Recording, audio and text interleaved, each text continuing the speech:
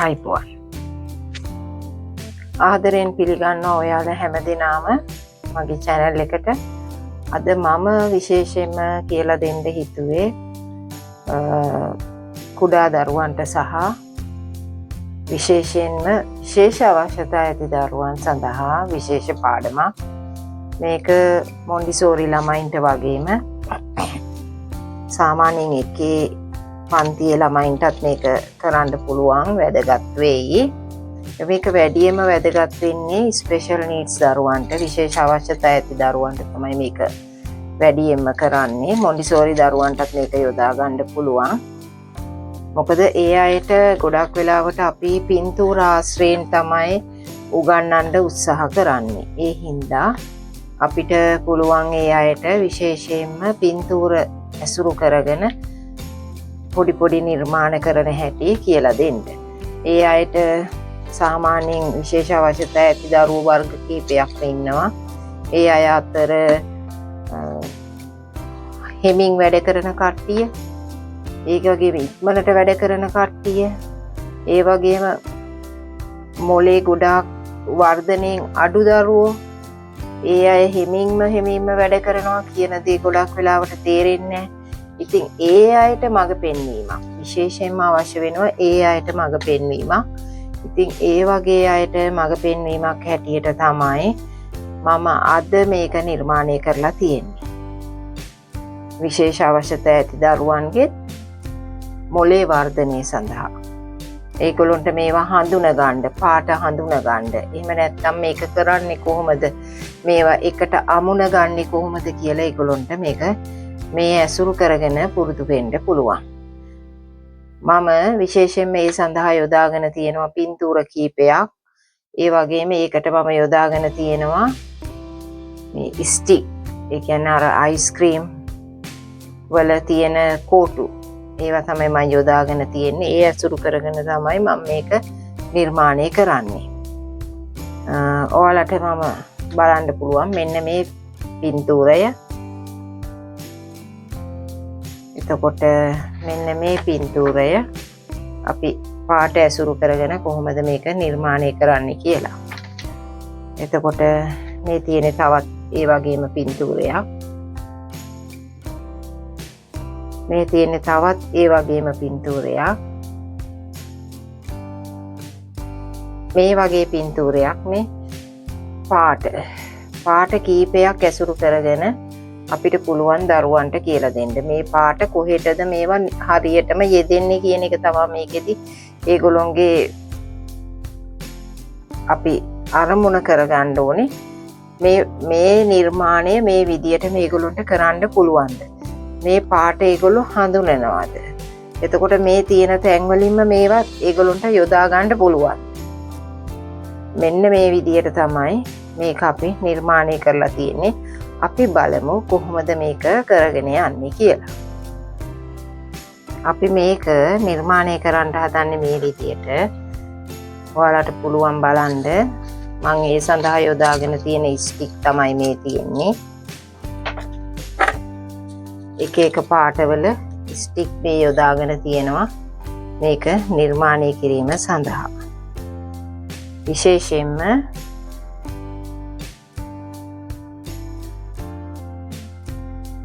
අපි අද මෙන්න මේ පින්තූරය බලමු. මේ පින්තූරේ තියෙන කොළ පාට සහ ලා නිල් පාට. එතකොට මේ පින්තූරේ දරුවන්ට දුන්නාම මේ කෝටුත් එක්ක, ඒ කියන්නේ ස්ටික්කුත් එක්ක දුන්නාම දරුවා මේවා හඳුනා ගන්නවා. ඔයාලට බලන්න පුළුවන්. ඔබට බලන්න පුළුවන් මේ තියෙන්නේ ලා නිල් පාට.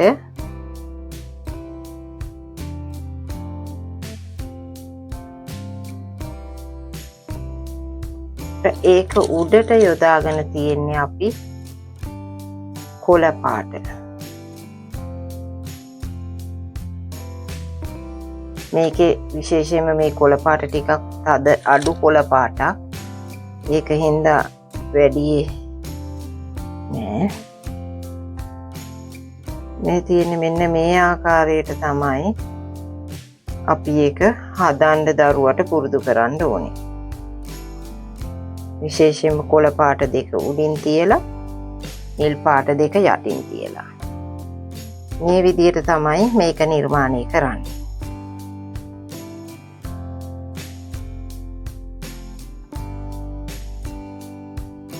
ඒක එහෙමයි. මේ තියෙන්නේ රෝස පාට.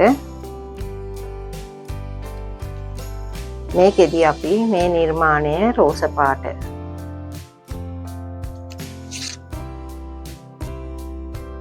දෙකක් එක උඩින් මේ වගේ තියලා ඊළඟ එක මෙන්න මේ ආකාරයට නිර්මාණය කරගන්න පුළුවන්.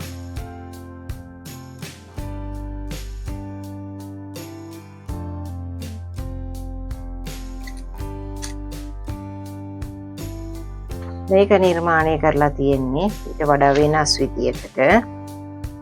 ඒකේ පාට තුනක්ම තියෙනවා.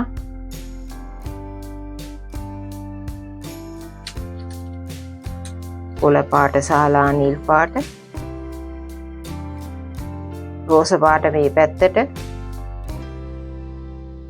කොළ පාට මේ පැත්තට,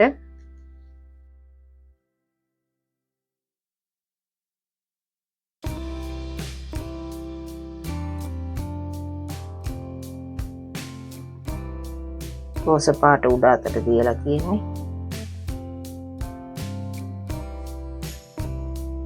ඒක උඩින් අපි තියනවා කොළ පාට. ඒක උඩින් අපි තියලා තියෙන්නේ බටර් පාට.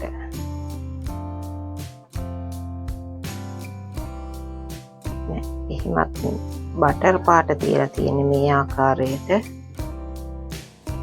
මේක උඩින්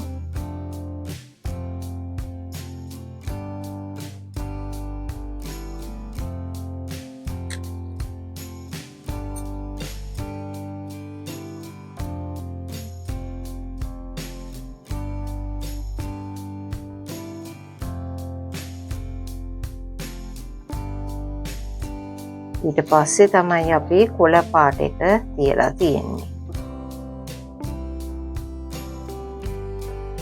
මෙන්න මේ ආකාරයට. මේ පින්තූරේ දිහා බලලා මේ විදියට තමයි මේක නිර්මාණය කරන්නේ. මේට අමතරව වෙනත් හැඩතල ගොඩාක් අපිට යොදා ගන්න පුළුවන්. මේට අමතරව එක විදියට අටපට්ටම, ෂඩාශ්‍රය, ඒ වගේ ගොඩක් දේවල් මේකෙන් නිර්මාණය කරගන්න පුළුවන්. අපි බලමු මේකට යොදාගෙන තියෙන රෝස පාට, කොළ පාට සහ නිල් පාට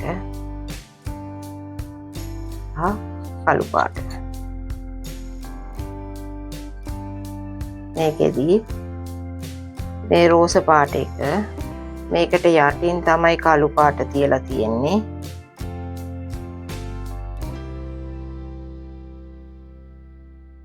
කොට කළු පාට එක උඩින් තමයි ලා නිල් පාට.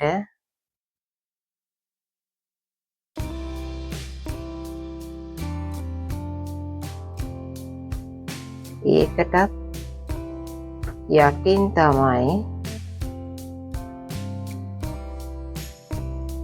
ඒක නිර්මාණය කරලා තියෙන්නේ. ඔන්න ඕමයි මේක නිර්මාණය කරලා තියෙන්නේ. මේක සාමාන්‍යයෙන් කිරිබත් කෑල්ලේ හැඩයට තමයි නිර්මාණය වෙන්නේ. හතරැස් නෙමේ, කිරිබත් කෑල්ලේ හැඩයට මේක නිර්මාණය කරලා තියෙන්නේ විදියට. මේක හතරැස් කොටු දෙකක්. මේක යොදාගෙන තියෙන හතරැස් කොටු දෙකක්.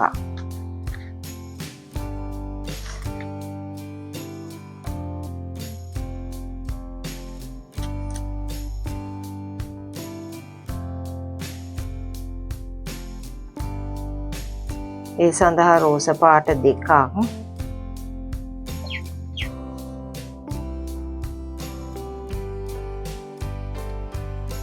ලා නිල් පාට දෙකක්,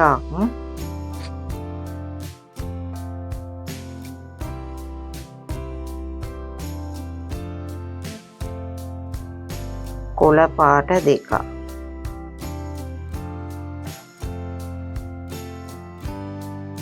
රෝස පාට දෙකයි, ලා නිල් පාට දෙකයි, ලා නිල් පාට 3යි. 1 2 3යි, කොළ පාට දෙකයි, රෝස පාට දෙකයි.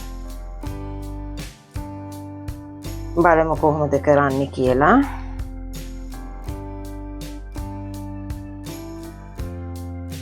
ලා නිල් පාට 3ම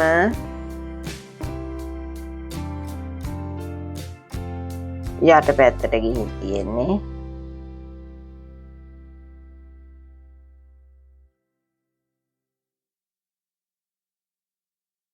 ඒකට උඩින් රෝස පාට,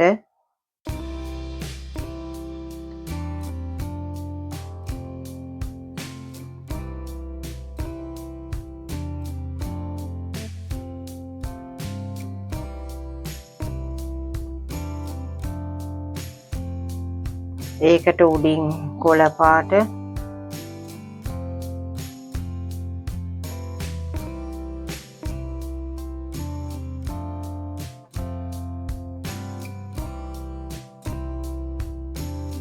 මේ රෝස පාට එකට යටින් තමයි කොළ පාට ඇවිල්ලා තියෙන්නේ.